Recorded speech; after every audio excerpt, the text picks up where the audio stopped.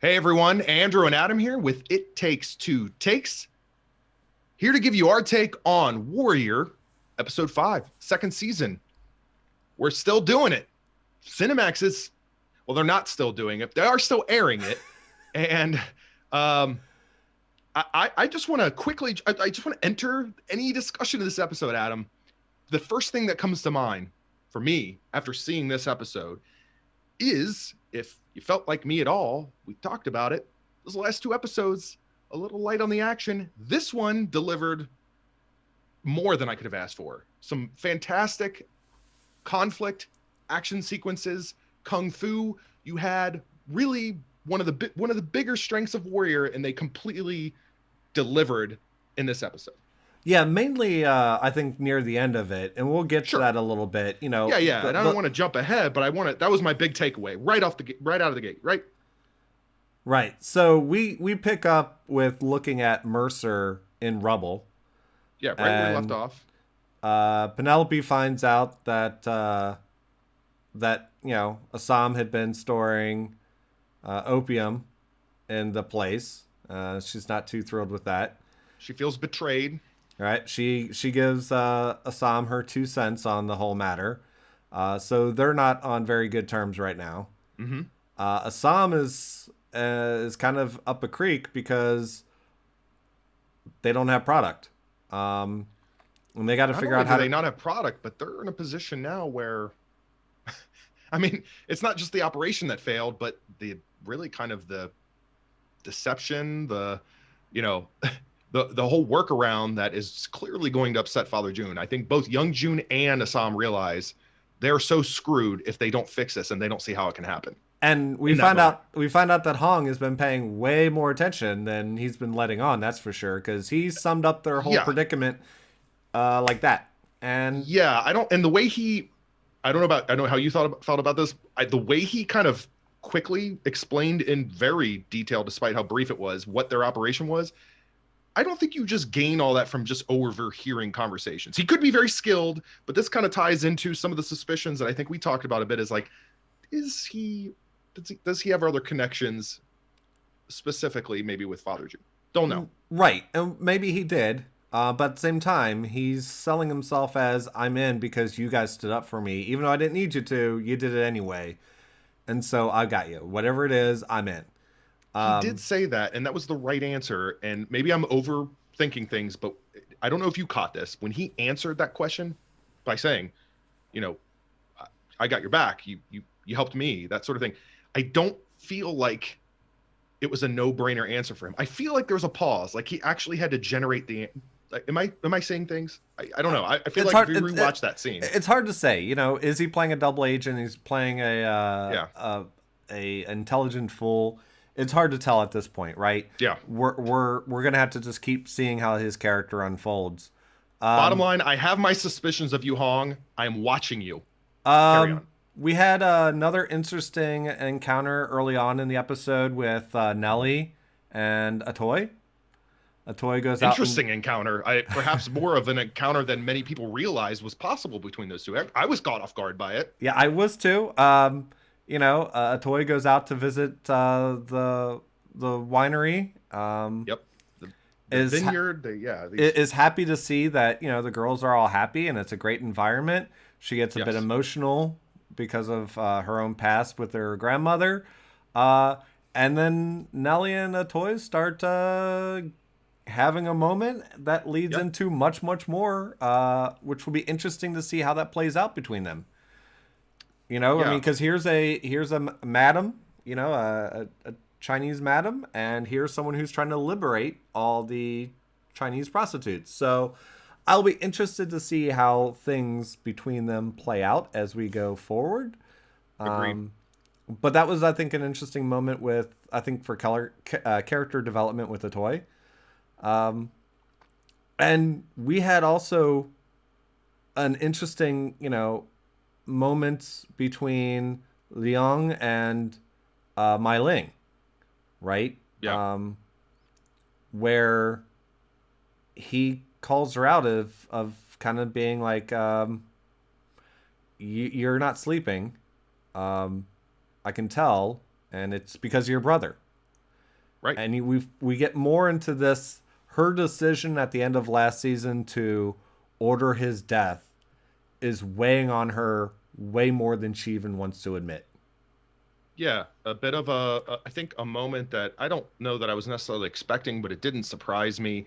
It, it's hard to it's hard to real. I mean, like, we're only a season and a half right through this show, but it feels so long ago that Assam came to America Right. for his sister, and here's where we're at. And so this moment of reflection and maybe like, maybe I've gone too far. Maybe I'm a little bit out of my mind with the position that I'm in, and whether it's power or just revenge or the politics, whatever you want to call it. That to me was like, all right, and I think fleeting. I think though, even though there's a big jump here and we're almost skipping to the end of the episode, I Right. think it plays into this moment really well, which is Assam is back to pit fighting.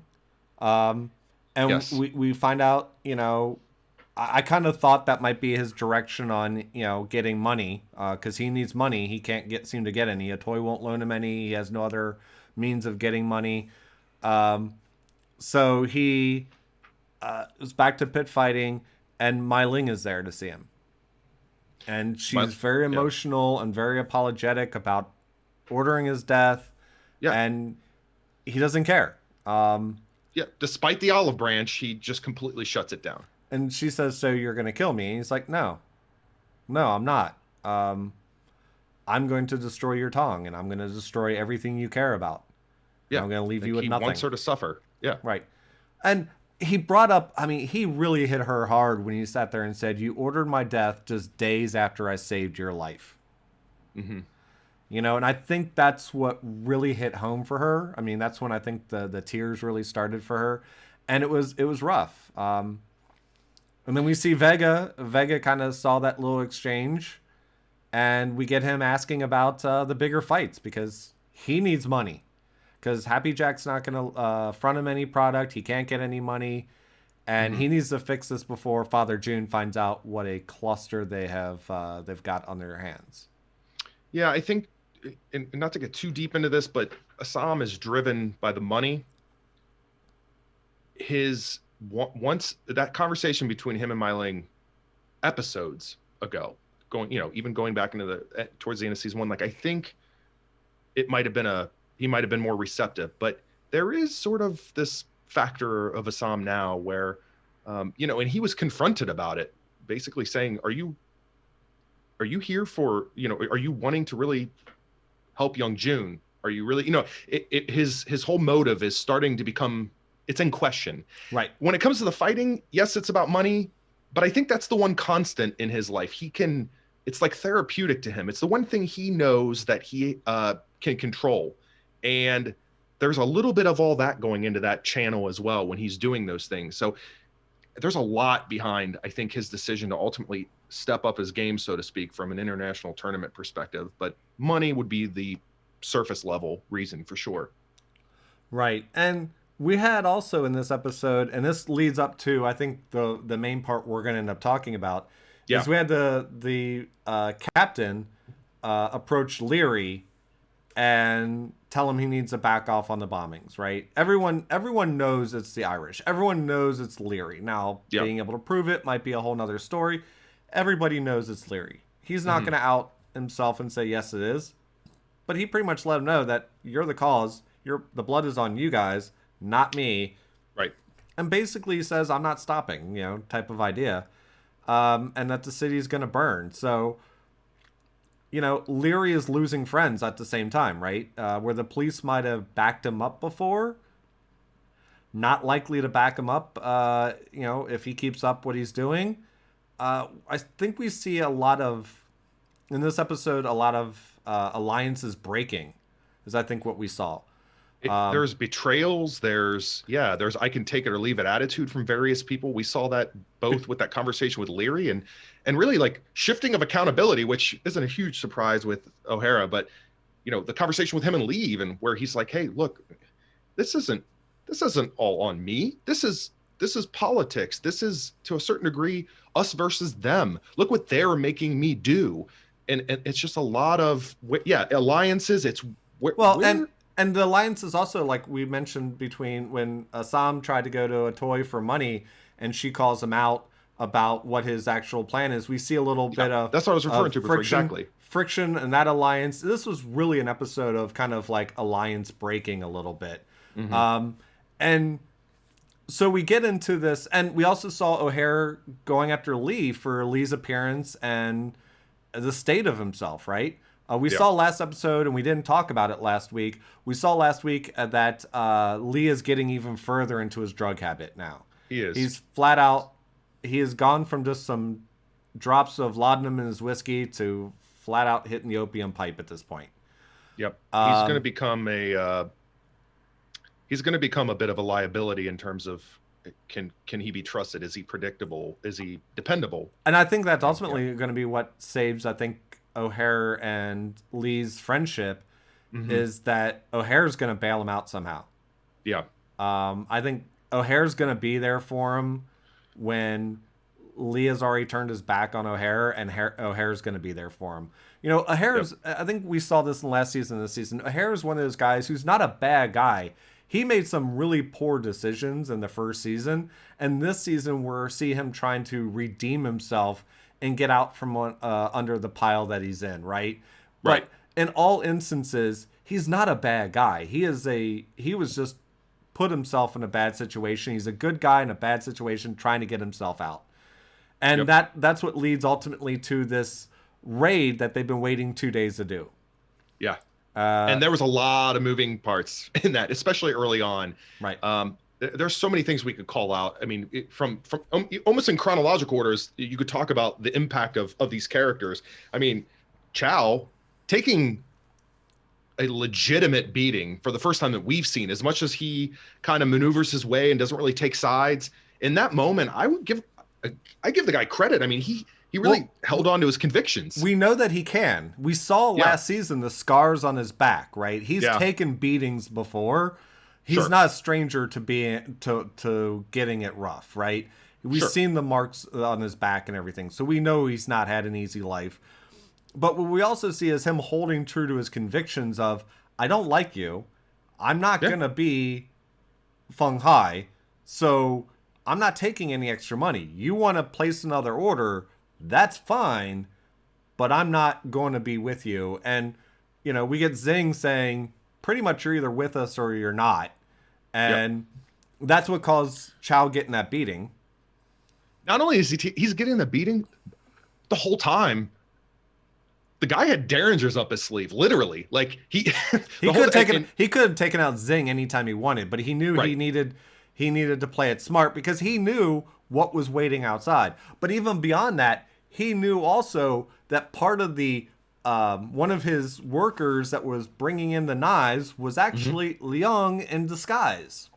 Right. Leon And working his way through the Feng Hai and and yeah, what was he doing? Planting planting the sword. planting the sword and other evidence. Yep. So he was absolutely there to be there to set Zing up. Now, things didn't quite work out that way. But we got an amazing showdown. We Police did. raid it. And Chow has his moment. we said this a And few weeks ago that we yeah, thought there was going to be a fight between Zing and Liang, and I thought we'd have to wait longer for it, but we got did it this too. time.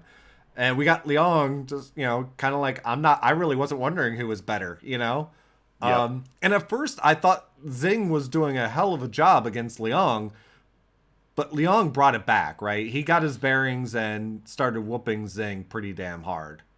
Zing is such a wild card, obviously, as both as a character and I expected the same as a fighter when it came to true when he's met his match, so to speak. And he certainly tried to fight dirty, so to speak. You know, he grabbed whatever he could and he found that sword. It all kind of worked out, and by design, sure, but it fell I right think it worked out into better that than trap. I think it worked out better than they thought because they were just planting it so it would be there so the police when they Yeah. were searching it would be there, but to actually see the police Yeah. see him holding the sword, you know, which the police are raiding while Zing and Liang are fighting, right? And that's a great fight right there, right? Because the cops aren't martial artists. They're just coming in guns blazing, just, I'm shooting you, I'm shooting you, I'm hitting you with my baton, I'm shooting you.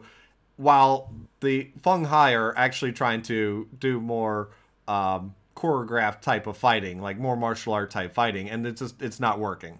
But even the police, I mean, like all of a sudden O'Hara's like I mean, that guy was whipping the gun. I mean, all of a sudden he was like John Wick, relatively speaking. But yeah, I mean, it was a good contrast jumping between those two scenes. I loved the Li Yong and Zing fight. I thought it was very well choreographed. Li Yong with I saw a little bit of kind of Bruce Lee to his style. I've A seen little that bit of the shuffle that he had. I saw that from the beginning because the Well, yeah. first season when he fought Assam for the first time, when Assam showed up at the Tong headquarters, he did that shuffle then, and I saw that his style was very much reminiscent, I think, a lot, or at least reminded me a lot of more of the Bruce Lee style, and we saw a lot more of it in here as well. Yeah. But it ended up being a great fight. We saw a lot of great action. Some police did die, but a whole lot more Feng Hai died. Yeah. At this point, the Feng Hai are kind of screwed, if they even remain. I mean, they've got enough evidence to bury Zing. Despite Lee's suspicions, we'll see where that comes into play. If it's just a moment of him finally falling in line, or is it leading to more questions and exposure of things? I don't know. It might, but at that point, it's one of those things where, unless a toy goes out and kills somebody else with a sword relatively soon again, I think they're not going to spend time really looking into this one unless Lee really just decides to sabotage the investigation and expose something. As long as a toy and her little helper with the sword stay on the low key for right now, I think they have a good chance of burying Zing. Even without the sword, they've got so much probably in that place to bury Zing on, right? And O'Hara's determined for it to be. I don't know why I'm holding a pen, by the way. I'm gonna get out of here. He's clearly determined to take down Zing. It's a pure revenge. You don't mess with my family move. So it's gonna take a lot. Oh, and he called him out on that, right? He was digging his finger into the gunshot wound. Yeah. And just telling him, this is what you get for coming after my family. Yeah. So yeah, I think it was a great episode. And then we get another moment after it was over between Liang and Mai Ling, where Mai Ling is obviously not happy about what has transpired against the Feng Hai. And Liang says he was trouble. He tried to kill a police sergeant's family.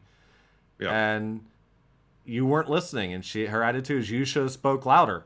I don't think Liang could have spoke loud enough for Mai Ling to listen. I honestly, I think that was very clear. I think she considers him muscle and a plaything, but I think she considers him that when she's in her like for lack of a better term, at her worst, when she's kind of in her pure, I want to be in power, I'm going to play this game of politics. She's never listened to him, even in the very first season when she's not in control and he's talking about her brother when they're lying in bed. She still blows him off. She sees him as just hired muscle and a plaything, not in any way someone that she's going to take counsel from. And I don't disagree, but I feel like he's made some points in the past that if eventually she may realize that maybe some of his advice wasn't so bad. We'll see. Maybe. I mean, to a certain extent, we see, I think her whole reason to go and talk to Assam was because of what he said to her. But when it comes to the business, she seems to be that it's my way or the highway, and that's all it is to her.